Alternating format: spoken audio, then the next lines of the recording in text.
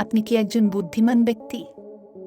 আমরা আপনাকে এমনই ৫টি অভ্যাসের কথা বলতে যাচ্ছি যা বুদ্ধিমান ব্যক্তিদের মধ্যে লক্ষ্য করা যায়।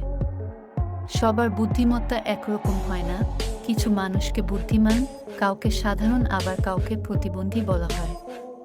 আপনি বুদ্ধিমান মানুষের সাথে প্রতিটি সমস্যার সমাধান খুঁজে পেতে পারেন। মনোবিজ্ঞানীরা মনে করেন যে এমন কিছু অভ্যাস রয়েছে যা বুদ্ধিমানদের মধ্যে দেখা যায়। আজ আমরা আপনাকে এমনই ৫টি অভ্যাস সম্পর্কে বলতে যাচ্ছি যা বুদ্ধিমানদের মধ্যে দেখা যায়। আসুন জেনে নেওয়া যাক সেই ৫টি অভ্যাস কোনগুলি।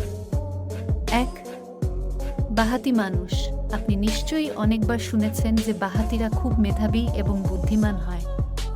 আমেরিকান লেখক মারিয়া কনিকোভা, যিনি কলম্বিয়া বিশ্ববিদ্যালয় থেকে মনোবিজ্ঞানে পিএইচডি ডিগ্রি করেন, ২০০৩ সালে একটি গবেষণায় দাবি করেন যে বামহাতি লোকেরা ডানহাতি লোকদের চেয়ে বেশি দক্ষ।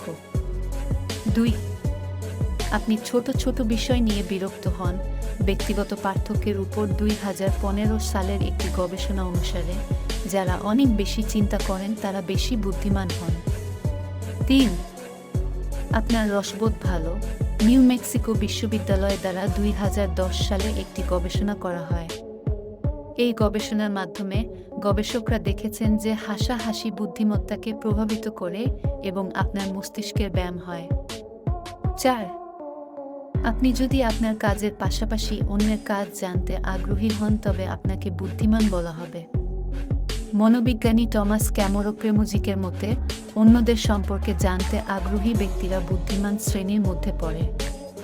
৫. আপনি রাতে বেশি কাজ করেন। বিজ্ঞানীরা বিশ্বাস করেন যে যারা রাতে বেশি কাজ করেন তাদের খুব বুদ্ধিমান বলে মনে করা হয়।